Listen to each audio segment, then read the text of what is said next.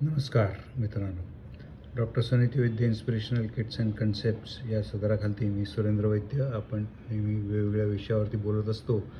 आजचाही विषय तसाच इंटरेस्टिंग विषय आपण घेणार आहोत. आपल्याला सगळ्यांना माहिती आहे की आपल्या रोजच्या वापरामध्ये सध्या हा जो इथे प्रिंटर दिसतो आहे आणि अशा प्रकारच्या ज्या अनेक गोष्टी आहेत, प्लॉटर्स आहेत, प्रिंटर्स आहेत किंवा रोबोटिक आर्म्स आहेत, कुठल्या मूवमेंट्स आहेत, फॅक्टरीमध्ये लागणाऱ्या ज्या गोष्टी आहेत, तर त्या गोष्टी आपल्या कशा फंक्शन करतात, त्यातनं आपण काय शिकायचं, कशा त्या गोष्टी वापरायच्या, त्याचं अंडरस्टँडिंग कसं करायचं आणि डायरेक्टली प्रोग्रॅमिंग किंवा एखादी रेडी टू यूज गोष्ट करायच्याऐवजी त्याच्या आतमधली जी मेकॅनिझम्स असतात, जिथे असं आपण बघतोय की हा प्रिंटर जर आपण उघडला तर या प्रिंटरमध्ये तुम्हाला दिसेल की आतमध्ये ह्या ज्या आपल्या 2 कार्ट्रिजेस आहेत, कलर आणि ब्लॅक, ह्या कार्ट्रिजेस ज्या आत्ता फिरल्या डावीकडनं उजवीकडे आणि उजवीकडनं डावीकडे, आणि तसंच पेपर आपल्या ह्या फिडिंग सिस्टीममधनं पेपर आपल्या याच्यातनं प्रिंटरमधनं बाहेर येत असतो. त्यासाठी वेगवेगळ्या प्रकारचे मोटर्स, रोलर्स आणि एक्झॅक्ट त्यांची पोझिशन आणण्यासाठी त्याला लागणाऱ्या ज्या मोटर्स असतात ह्या फार स्पेशल मोटर्स असतात. सर्वो मोटर्स म्हणतो आपण त्यांना, की ज्या कॉम्प्युटरवरती आपण त्याचं प्रोग्रॅमिंग करून बरोबर त्या अंतरावरतीच, आता समजा ह्याच्यामध्ये जर आपण ही जी आत्ता मोमेंट जी बघितली ही एक्स ॲक्सिसची मोमेंट आहे असं जर आपण धरलं तर पेपर जो आपला आहे तो वाय ॲक्सिस आहे, आणि एक्स आणि वाय ॲक्सिस ह्याच्यावरती जर आपण कंट्रोल मोमेंट करू शकलो दोन्ही, तर आपल्याला एक सरळ लाईन, तिरकी लाईन, गोलाकार, वर्तुळाकार, इलिप्टिकल, अंडाकृती असे वेगवेगळे शेप्स, आणि तसंच जी आपली अक्षर आहेत ABCD किंवा अ ब क ड, नंबर्स आहेत 1 2 3 4, तर ते आपण त्याच्यातनं गिरवू शकतो, ड्रॉ करू शकतो. त्याचे फॉन्ट आपल्याला ह्या मेकॅनिझम्समध्ये दिले जातात. पण हे दिल्यानंतर त्याचं फंक्शनिंग कसं होतं, तर हे बघण्यासाठी म्हणून हे एकदम क्रूड आपण इथे मेकॅनिझम तयार केलेलं आहे. या इथे पेपर मूव्ह करायच्या ऐवजी आपलं हे जे पेन जे आहे, हे पेनच आपण ह्या क्ष ॲक्सिसवरती आणि य ॲक्सिसवरती, एक्स आणि वाय आपण जे म्हणतो, तर जसं ग्राफ पेपरवरती आपण हॉरिझॉन्टल म्हणजे समांतर आडव्या रेषा ज्या आपण करतो त्याला आपण म्हणतो क्ष ॲक्सिस, एक्स ॲक्सिस, आणि उभ्या रेषा जो काढतो त्याला आपण म्हणतो वाय ॲक्सिस किंवा क्ष ॲक्सिस. तर अशा प्रकारचं मेकॅनिझम आपण दिलेलं आहे. आता हे करताना आपल्याला जे पाहिजे जो कार्ट्रेज, ब्लॅक किंवा कलर, ती आणायची असते. या इथे आपण पेन लावलेलं आहे कारण आपल्याला ह्याच्यात फक्त मेकॅनिझम बघायचं आहे, आणि ह्या मेकॅनिझमवरच आपण आणखी काय काय ह्या वापर करू शकतो या अशा प्रकारच्या प्रक्रियांचा, ते आपण बघणार आहोत. एक छोटंसं इलेक्ट्रिकल सर्किट इथे बनवलेलं आहे. एकदम सिम्पल मोटर्स ज्या आपण गणपतीच्या वेळेला मागे चक्र फिरवायला लावतो त्याच मोटर्स इथे आपण लावलेले आहेत. फक्त ह्या मोटर्सच्या समोर आपण गणपतीचं चक्र लावतो त्यावेळेला हा जो पुढे पिवळा इथे जो बॉक्स दिसतोय तुम्हाला, किंवा इथे पांढरा दिसतोय, किंवा ह्या मोटरला पांढरा दिसतोय बॉक्स, हा बॉक्स लावलेला नसतो. तर त्याच्यामध्ये गिअर्स आहेत. याचा उपयोग आपण एवढ्यासाठीच करतोय की आपल्याला जी ताकद लागणार आहे, प्रिसिजन लागणार आहे, आणि आपल्याला स्पीड जास्त नको आहे या मुवमेंटमध्ये, तर त्यासाठी त्या गिअरवरनं मोटरचा जो RPM आहे, म्हणजे पॉवर आपण तेवढीच ठेवली आहे, पण कारण या इथे आपल्याला हे जे इथे पेन खालती कागदावरती घर्षण करत चालणार आहे ते ड्रॅग करून त्याचं जे घर्षण आहे, त्याचं जे फ्रिक्शन आहे ते ओव्हरकम करून आपल्याला ह्या एक्स आणि वाय ॲक्सिस मुवमेंट्स करायचे आहेत. म्हणून त्याला ते आपण गिअर्ड मोटर लावलेले आहेत. याच्याऐवजी जर आपण सर्वो मोटर्स लावल्या, त्या फार प्रिसिजन असतात. आणखीन म्हणजे काही जर गोलाकार आपण जर घड्याळाचं उदाहरण घेतलं इथे, तर ह्या ज्या आत्ता ज्या समोर तुम्हाला मोटर्स दिसत आहेत, इथे जर मी ही पुश बटन्स किंवा या इथे जी आपली XY कंट्रोल करायची जी बटणं इथे आपण लावलेली आहेत, ही जर हलवली आपण, तर ती साधारण गोलाकार पद्धतीने जर आपण बघितलं तर 12वरती जर काटा असेल तर ते एकदम 1 किंवा 2वरती जम्प करतात. पण तेच जर आपल्याला 1 मिनिटावरती किंवा अगदी फार प्रिसिजन एखादं लेटर काढायचं असेल, डिझाईन करायचं असेल, तर ते 1 सेकंदच हललं पाहिजे. एवढंच जर हलवायचं असेल तर 1 सेकंद किंवा 1 मिनिट हे या मोटर्सवरती होत नाही. हे कमीत कमी 5 मिनटं म्हणजे 12वरनं 1 वरती काटा येतो एवढं पुढे जातं. आणि ते बघायचं असेल तर आता या इथे मी एक प्रात्यक्षिक तुम्हाला करून दाखवतो की हे आता पेन जे आपलं आहे हे आपण वरती घ्यायचा प्रयत्न करणार आहोत. आता बघा मी किती कमीत कमी जरी इथे प्रेस केलं तरी ते खूप वरती येतं, एवढं ते फिरलं ते. आणि हे अशा प्रकारेच ते पेन फिरत गेलं तर आपल्याला आपल्या कंट्रोल राहत नाही. आणि त्यासाठी इथे आता आपण तात्पुरता त्याला स्पीड दिलेला आहे की हा जर स्पीड मी कमी केला या स्पीडोमीटरवरती तर ही जी मुवमेंट होणार आहे ही थोडी थोडी होणार आहे. पण सर्व मोटर्स जर लावले आणि त्याला जर आपण व्यवस्थित चांगल्या प्रकारे प्रोग्रामिंग केलं तर आपल्याला एकदम प्रिसाईज 1 सेकंद फक्त घड्याळावरती हलवायचं असेल तरीसुद्धा आपण ते हलवू शकू. आता मगाशी जो तुम्ही बघितला तो स्पीड आणि आता हा स्पीड बघा, याच्यामध्ये फरक पडला. आता एका ठराविक याच्यानंतर ते लोड घेत नाही, स्पीड वाढवायला लागतो. आता आपण स्पीड वाढवला, हे इथे सेटिंग आपल्याला हललं होतं त्यामुळे ते आपण आता पेन थोडंसं लूज करून घेणार आहोत. हे पहिलं हलवून घेणार आहोत, जेवढं आपल्याला समांतर घेता येईल. आता हे जास्त झालं, तेवढा कंट्रोल आपल्यावरती नसल्यामुळे आणि आता इथे वापर केला. पण हे फक्त आपण बनवलं आहे आपल्याला मेकॅनिझम समजण्यासाठी. सर्व मोटर्स ह्या जर तिन्ही केल्या आणि जर त्याला सर्व प्रोग्रामिंग केलं तर एक एक पल्स या मोटरला आपण देऊ शकतो की जी माझ्या या हाताच्या बोटाने इथे मी दाबतोय त्यापेक्षा सुद्धाही अगदी बारीक प्रमाणामध्ये आपण करू शकतो.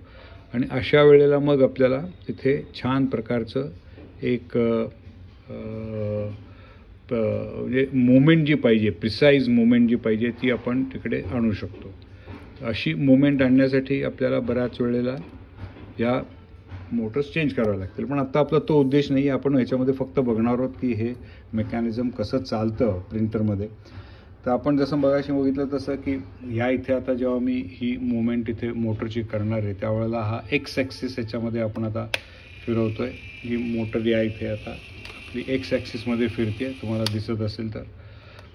आणि आता ही प्लस एक्समध्ये फिरते. आता ही मायनस एक्समध्ये गेली होती, आता ही प्लस एक्समध्ये चालते. आता ते बघा लाईन खालती ते पेन त्याच्यावरती चित्र उमटवत आहे. आणि आता मी हे बंद केलं आणि तसंच पेपर फिरायच्याऐवजी, पेपर घालायच्याऐवजी आपण या इथे या प्लॉटरसारख्याचा वापर केल्यामुळे हे कागद आपला जो आहे, पेपर जो आहे तो स्थिर आहे. आणि ह्याची मुवमेंट करून आपण आता याला पेन इकडे हे -y झालं आहे आणि हे आता +y झालं आहे की ज्याच्यावरती आपल्याला चित्र उमटलं जात आहे, रेष काढली जाते आहे. आणि असं करून जर आपण याला प्रोग्रामिंग केलं तर जशा उभ्या आडव्या लाईनी आपण इथे मारू शकतो ह्या कागदावरती, तसंच आपण दोन्ही जर इथे एका वेळेला जर चालवलं की हेही चालू ठेवलं आणि हेही चालू ठेवलं तर आपल्याला एक वेगळंच चित्र त्याच्यामध्ये दिसेल. हे बघा आता हे तिरकी लाईन झाली. आता ते पुढची मोटर आपली बंद झाल्यामुळे आणि आता हे गोल आपल्याला एक साधारण इथे काढता येत आहे. वाय ॲक्सिस इथे होतो आहे. जे आपल्याला चित्र जे आपण काढू शकलो नाही किंवा जे आपल्याला डोक्यामध्ये आहे ते आपण ह्याच्यात उमटवू शकतो जर आपण ह्या XY मुवमेंटचं जर केलं. आणि ज्या वेळेला आपल्याला कागद काढायचा असेल किंवा एका ठिकाणून दुसऱ्या ठिकाणी जायचं असेल त्यावेळेला मगाशी दाखवल्याप्रमाणे जर आपण हे वरती घेतलं पेन तर आपण त्या तिकडे जाऊन दुसरीकडे ठेवू शकतो.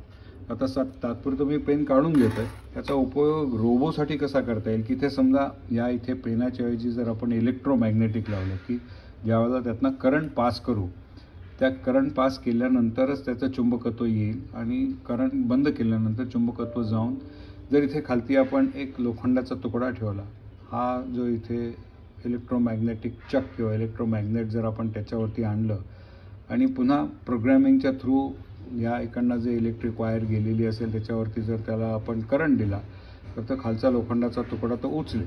जसं आता इथे समजा ही जी आपली काड्याची पेटीची काडी आहे जे मी आता पेन अडकावायला लावत होतो त्याची जी या इकडनं मी उचलली आता.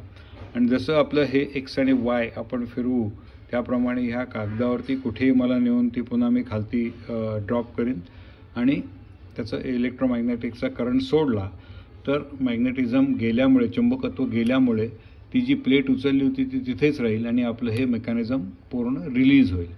तर अशा प्रकारे रोबोटिक क्रेन किंवा अशा बऱ्याच वेगवेगळ्या आपल्या उपकरणांमध्ये अशा टेक्निकचा वापर केला जातो. आज आपण हे फक्त इथे तुम्ही बघा, तर आपण मोटर बघितली होती, त्याच्या पुढचा गिअरबॉक्स बघितला होता. त्या गिअरबॉक्सच्या पुढे या इथे हा गिअर लावलेला आहे की जो गिअर फिरतो आणि तो गिअर फिरल्याने हा जो ह्याला म्हणायचं रॅक अँड पिनियन, हा जो इथे जो समोर जो तुम्हाला दिसतो आहे ह्याला म्हणायचं रॅक, आणि हा आतमधला जो गिअर आहे त्याला म्हणायचं पिनियन. तर ह्या पिनियन गोल फिरणाऱ्या मोटरने आणि रॅक ह्या स्लाईडमध्ये पुढे मागे त्याच्यावरती फिरला जाणार.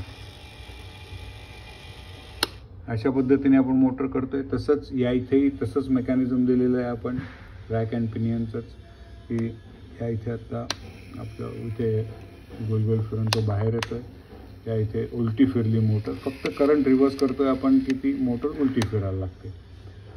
आणि हे म्हणजे रॅक अँड पिनियन आणि हे सगळं आत्ता आपलं क्रूड आहे. आपण याच्यावरती आता जास्त खर्च केलेला नाही, कारण आपल्याला फक्त मेकॅनिझम बनवायचा आहे. पण हा जो रॅक जो आहे तो ह्या अशा T स्लॉटमध्ये अडकलेला आहे किंवा L स्लॉटमध्ये अडकलेला आहे, आणि त्याला बरोबर आपण मेकॅनिझम देतो. पण क्लिअरन्सेस आपले खूप असल्यामुळे आपल्याला जो प्रिसिजन पाहिजे तो येत नाही आहे. तर एकतर हे रॅक अँड पिनियनमधलं डिस्टन्स कमी करायचं, प्रिसिजन करायचं, या मोटर्स सर्वो मोटर्स करायच्या. या इथे जो आता मॅन्युअल कंट्रोल दिलेला आहे त्याच्याऐवजी कॉम्प्युटर प्रोग्रॅमिंग करायचं. आणि त्या प्रोग्रॅमिंगमध्ये जर आपण A लेटर, B लेटर किंवा ब कडं असं जर तो फॉन्ट वापरला तर तोच फॉन्ट या इथे आपल्याला करता येईल. किंवा जर आपण सांगितलं की -3 -5 वरनं तू एखादी गोष्ट उचल आणि +3 +5 वरती नेऊन ठेवतो, तो बरोबर -3 -5 वरती जाईल.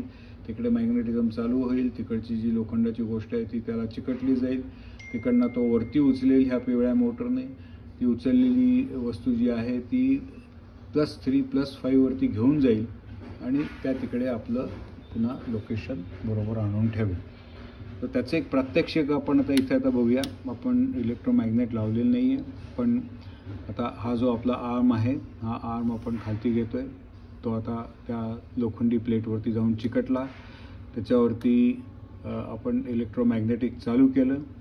आता हे इलेक्ट्रोमॅग्नेट ह्या इकडनं उचलून आपण जसं म्हटलं तसं +y च्या दिशेने जाणार आहोत. आत्ता -y आहे या इकडनं, आता हा +y वरती चालला. +y वरती जेवढं अंतर पाहिजे तेवढं गेल्यानंतर आता आपण त्याला x वरती घेणार आहोत, x वरती मुवमेंट करणार आहोत. आता ही x वरती मुवमेंट चालली आहे. या इथे जाऊन तो x वरती आला, दोन्ही गोष्टी थांबल्या. आता आपल्याला पुन्हा या इथे तो आर्म जो आहे तो सोडवला, इलेक्ट्रोमॅग्नेटिक बंद केलं.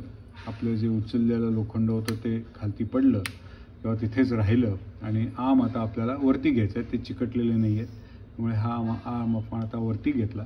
आणि आता इथे तुम्हाला दिसतं आहे की हे सगळं मेकॅनिझम आपलं चांगलं चालू झालं. तर या इथे आपण प्रिंटरवरनं चालू केलं. प्रिंटरच्या आतलं मेकॅनिझम कसं असतं, इथे वायवरती आपल्याला पेन हलत आहे, त्याच्याऐवजी इथे वायवरती आपल्याला हा जो पेपर असतो तो जात असतो. पण ह्याचाच उपयोग करून आपण मेकॅनिझम बदलून काही आपल्याला एखादी पिक अँड ड्रॉप असं जर करायचं असेल तर त्या पद्धतीचं आपण आपल्या कारखान्यामध्ये, घरात किंवा काही रेस्टॉरंटमध्ये सुद्धा अशा प्रकारचे मेकॅनिझम्स वापरले जात आहेत. इंडिपेंडंट रोबोज वापरले जात आहेत की जे तुम्ही किचनमध्ये बनवलेलं आपली जी डिश असते ते वेटर आणून द्यायच्याऐवजी तो रोबो ती डिश घेऊन येतो आणि तुमच्या टेबलावरती तुम्ही जिथे बसला असेल त्याचं जर लोकेशन त्याला बरोबर दिलं की 12 नंबरचं टेबल आणि पूर्वेकडचा पहिला जो ग्राहक आहे तो किंवा पूर्वेकडचा दुसरा ग्राहक आहे तो त्याच्याबरोबर समोर आणून तो ती आपली प्लेट ठेवतो. तर एवढ्या प्रिसिजनमध्ये या अशा प्रकारच्या गोष्टींचा आज मोठ्या प्रमाणामध्ये वापर करायला सुरुवात करतो आहे. या नवीन विषयाची एक छोटीशी झलक याच्यावरतीच आपण हे कसं सर्किट बनवलं आहे, कसं आपल्याला व्हेरिएबल स्पीड आणि हे सगळं इथे जे मॅन्युअली करतो आहे त्याऐवजी जे आपण ऑर्डिनो किंवा रास्पबेरी यांचे जे प्रोग्रॅमिंग स्टेशन्स इझिली अवेलेबल आहेत, कंट्रोलर्स इझिली अवेलेबल आहेत, मोटर्स पण. तर ही जी आपली मोटर आहे ही साधारण गिअर्ड मोटरसुद्धा 20 ते 25 रुपयामध्ये मिळते. पण जर आपण सर्वो मोटर घेतली तर ती साधारण 120 ते 130 रुपयापर्यंत जाते. बाकीचं सगळं मेकॅनिझमचा खर्चही वाढतो त्या प्रमाणामध्ये. त्याला कंट्रोलर असतात प्रत्येक मोटरचे, आणि त्या मोटरचा एक मास्टर कंट्रोलर त्या ऑर्डिनोमध्ये किंवा रास्पबेरीमध्ये असतो. तिकडनं त्या प्रत्येक मोटरला कमांड दिली जाते. प्रत्येक आपला जो मॅग्नेटिक चक आहे किंवा पेन आहे किंवा हे जे लिफ्टिंग मेकॅनिझम आहे ह्याला कमांड दिली जाते, हे सगळं सिक्वेन्स एकामागोमाग एक लिहिलं जातं आणि एक लाईन संपली की लगेच पुढची लाईन चालू होते. या इथे मला माझा हात हलवायला लागतो आणि मग त्याप्रमाणे करायला लागतं. वेळ जातो, पण तेच वेळ प्रोग्रॅमिंगमध्ये आपण कमी करू शकतो. जिथे प्रोडक्शन खूप जास्त असतं तिथे प्रोग्रॅमिंग आणखीन अशा प्रकारच्या मोटर्स वापरणं गरजेचं आहे. या इथे आपण आत्ता फक्त डेमोसाठी असं केलेलं आहे. याने आपलं अंडरस्टँडिंग की मुवमेंट्स कशा प्रकारे करता येतात. इथेही फक्त रोटेशनल मोटर आहे, पण त्याचा वापर करून आपण लिनियर म्हणजे जे एका लाईनीत फिरतं आहे असं करतो आहे. 2 लिनियर मोटर्सचा संगम करून आपण इन्क्लाइंड लाईन या इथे जी तुम्हाला दिसते आतमध्ये मी केलेली आहे ते, किंवा या इथे एक सर्कल बनवायचा प्रयत्न केला. पण ह्या मुवमेंट्स हाताने करणं कठीण असतं. जसं पूर्वी CNC मशीन्स नव्हती त्यावेळेला जे मॅन्युअली लेबर करायचं आणि आता CNC मशीन्स करतात आणि त्यामुळे प्रोडक्टिव्हिटी, ॲक्युरसी आणि रिपीटेबिलिटी या ज्या 3-4 गोष्टी आपल्याला सातत्याने लागतात आता जेव्हा प्रोडक्शन वाढतं. पण अशा प्रकारे तुम्ही कुठलीही चांगली कारागिरी करून तुमचं स्वतःचं डिझाईन, तुमचं स्वतःचं इनोव्हेशन करू शकता. अगदी स्वस्तातल्या स्वस्तात हा अख्खा बोर्ड जो आहे हा साधारण आपल्या 300 रुपयामध्ये तयार झालेला आहे, 300 ते 400 रुपयामध्ये. आणि खूप ह्याच्यावरती शिकायला मिळतं की अलाइनमेंट कशा करायच्या, पोझिशनिंग कसं करायचं, कुठे काय आपल्याला इलेक्ट्रिक सर्किट करायची गरज आहे, मग तेच सर्किट कसं वापरायचं. आता या इथं हा जो आपला आहे हा 5 व्होल्टचा पॉवर सोर्स आहे. या सगळ्या मोटर्स आपण 5 व्होल्टवरती करतो आहे. ही सगळी जी आपली बटणं आहेत किंवा हा स्पीड कंट्रोलर आहे हा सगळा 5 व्होल्टसाठी केलेला आहे. सेफ्टी आहे आपल्या ह्याच्यामध्ये, पण असंच आपण 230 volts, 430 volts, 3 phase, single phase आणि त्याहीपेक्षा मोठ्या प्रमाणावरती जर एखादं करायचं असेल तर हायर व्होल्टेजसाठी आपण गोष्टी अवेलेबल आहेत त्या डिझाईन करू शकतो.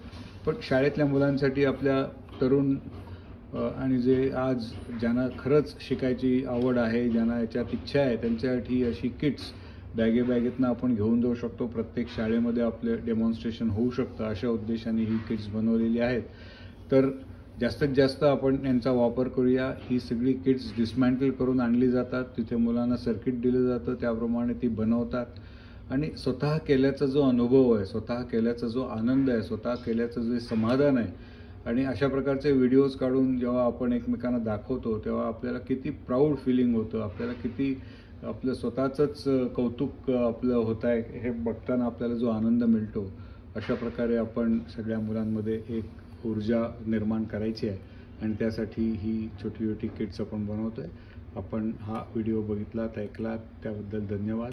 आणि असंच आपण नवीन नवीन विषय घेऊन प्रत्येक वेळेला करत जाऊ. तुमच्या जर काही सूचना असतील किंवा आणखीन, मला माहिती आहे माझे व्हिडिओचं शूटिंग किंवा आवाज हे बरोबर होत नाही, पण लिमिटेड रिसोर्समध्ये व्हिडिओवरती जास्त लक्ष न देता आपल्याला जे टेक्निक शिकायचं आहे त्याच्यावरती जास्त भर दिला जातो. कालांतराने आपण चांगले व्हिडिओही तयार करू. ते खर्चिक असतात पण आपण करू ते. आत्ता ह्या व्हिडिओवरती आपल्याला टेक्नॉलॉजी समजते आहे, आपलं अंडरस्टँडिंग समजतं आहे, प्रात्यक्षिकं काय करायचे आहेत शाळेमध्ये आणि ही प्रात्यक्षिक आपण स्वतः करणार आहोत. त्यामुळे या व्हिडिओवरती जास्त समजण्याचा भर द्यायच्याऐवजी त्यातलं जे टेक्निक आहे ते आपण आज आत्मसात केलेलं आहे आणि या सगळ्याबद्दल धन्यवाद. जसजशी आपली प्रगती होईल तसतसं आपण हे चांगले चांगले व्हिडिओज करू, चांगलं लाईटिंग करू, चांगलं त्याचं राऊटिंग करू आणि एक सुसूट आपल्याला जसं बनवता येईल. जशी आपली आता इलेक्ट्रिकल किट्स गेले 3-3.5 वर्ष आपण वापरतो आहे, त्यामध्ये इम्प्रूव्हमेंट करत करत आता इतक्या चांगल्या पद्धतीने आले की एकदम प्रोफेशनल किट्स झालेली आहेत.